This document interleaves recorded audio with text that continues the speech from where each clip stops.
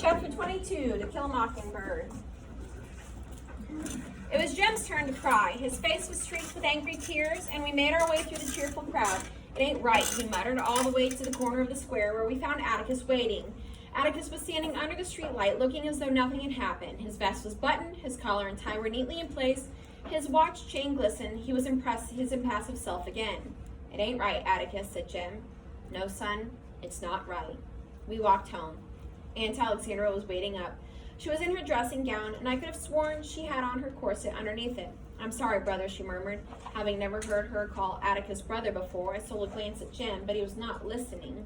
He would look up at Atticus and then down at the floor, and I wondered if he thought Atticus somehow responsible for Tom Robinson's conviction. Is he all right? Auntie asked, indicating Jem. He'll be so presently, said Atticus.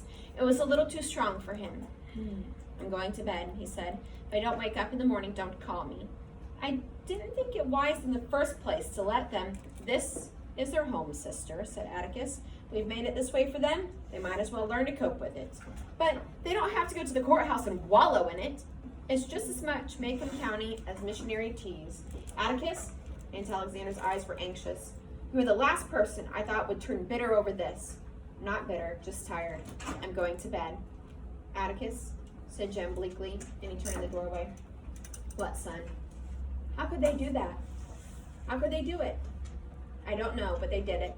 They've done it before, and they did it tonight, and they'll do it again. And when they do it, it seems that only children weep. Good night. But things are always better in the morning. Atticus rose at his usual ungodly hour and was in the living room behind the mobile register when we stumbled in. Jem's morning face posed the question his sleepy lips struggled with. It's not time to worry yet, Atticus reassured him as we went into the dining room. We're not through yet. There will be an appeal. You can count on that. Gracious alive, Cal, what is all of this? He was staring at his breakfast plate. And Calpurnia said, Tom Robinson's daddy sent you along this chicken this morning. I fixed it. You tell him I'm proud to get it. That they don't have this kind of chicken for breakfast at the White House. What are these? Rolls, said Calpurnia. Estelle down at the hotel sent them. Atticus looked up at her, puzzled, and she said, well, you better step out here and see what's in the kitchen, Mr. Finch. We followed him. The kitchen table was loaded with enough food to bury the family. Hunks of salt pork, tomatoes, beans, even scuppernongs. Atticus grinned when he found a jar of pickled pig's knuckles. Reckon Auntie will let me eat these in the dining room. Calpurnia said, this was all around the back steps when I got here this morning. They appreciate what you did, Mr. Finch. They aren't overstepping themselves, are they? Atticus's eyes filled with tears. He did not speak for a moment. Tell them I'm very grateful. Tell them they must never do this again. Times are too hard. He left the kitchen, went in the dining room, and excused himself to Aunt Alexandra, put on his hat, and went to town. We heard Dill step in the hall, so Calpurnia left Atticus's uneaten breakfast on the table. Between rabbit bites, Dill told us of Miss Rachel's reaction to last night, which was, if a man like Atticus Finch wants to butt his head against a stone wall, it's his head. I got her cold, growled Dill, gnawing a chicken leg, but she didn't look much like telling this morning. Said she was half the night wondering where I was. Said she'd had the sheriff after me, but he was at the hearing. Dill, you got to stop going off without telling her, said Jem. It just aggravates her. Jill sighed patiently. I told her till I was blue in the face where I was going. She just seen too many snakes in the closet, but that woman drinks a pint for breakfast every morning. No, she drinks 2 glasses full. I've seen her. Don't talk like that, Dill, said Aunt Alexandra. It's not becoming to a child. It's cynical. I ain't cynical, Miss Alexandra. Telling the truth's not cynical, is it? Well, the way that you tell it, yes, it is. Jim's eyes flashed at her, but he said to Dill, let's go. You can take that runner with you. When we went to the front porch, Miss Stephanie Crawford was busy telling it to Miss Monty Atkinson and Mr. Avery. They looked around at us and went on talking. Jim made a feral noise in his throat. I wished for a weapon. I hate grown folks looking at you, said Dill. Makes you feel like you've done something. Miss Monty yelled for Jim Finch to come there. Jim groaned, heaved himself up from the swing. We'll go with you, Dill said.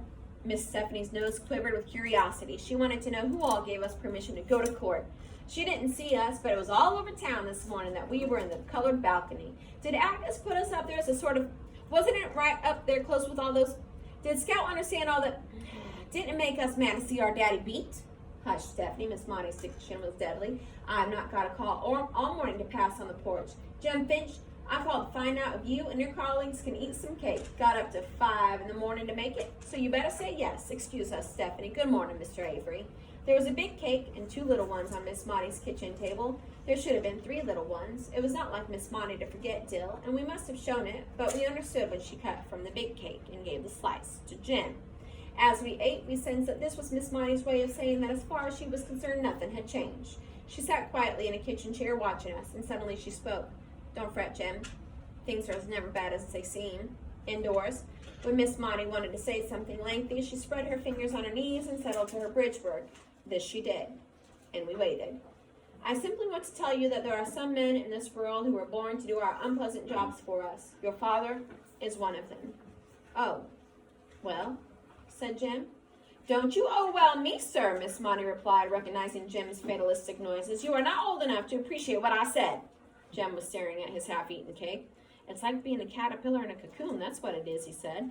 Like something's asleep, wrapped up in a warm place. I always thought making folks were the best in the world. At least, that's what they seemed like. We are the safest folks in the world, said Miss Maudie. We're so rarely called on to be Christians, but when we are, we've got men like Atticus to go for us. Jim grinned ruefully. Wish the rest of the county thought that. You'd be surprised how many of us do. Who? Jim's voice rose. Who in this town did one thing to help Tom Robinson? Just who?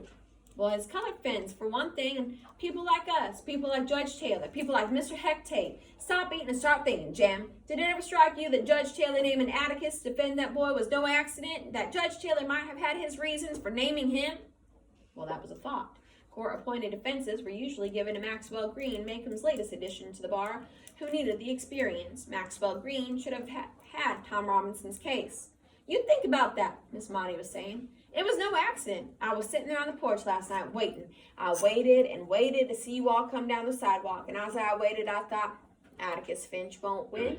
He can't win, but he is the only man in these parts who can keep a jury out so long in a case like that. And I thought to myself, well, we're making a step. It's just a baby step, but it's a step. It's all right to talk like that. Can't any Christian judges and lawyers make up for heathen juries, Jim muttered. As soon as I get grown, that's something you'll have to take up with your father, Miss Maudie said. We went down Miss Maudie's cool new steps into the sunshine and found Mr. Avery and Miss Stephanie Crawford still at it. They had moved down the sidewalk and were standing in front of Miss Stephanie's house. Miss Rachel was walking toward them. I think I'll be a clown when I get grown, said Dill. Jem and I stopped in our tracks. Yes, sir? A clown, he said. There ain't one thing in this world I can do about folks except laugh, so I'm going to join the circus and laugh my head off. You got it backwards, Dill, said Jim. Clowns are sad. It's folks that laugh at them.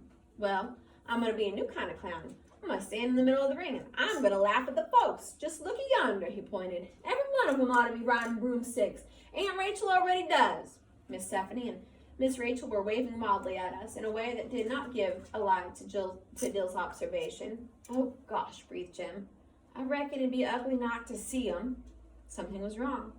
Mr. Avery was red in the face from a sneezing spell and nearly blew us off the sidewalk when we came up. Miss Stephanie was trembling with excitement, and Miss Rachel clapped Dill's shoulder. You get on back in that yard and you stay there. There's danger coming, she said. What's the matter, I asked. Ain't you heard yet? It's all over town.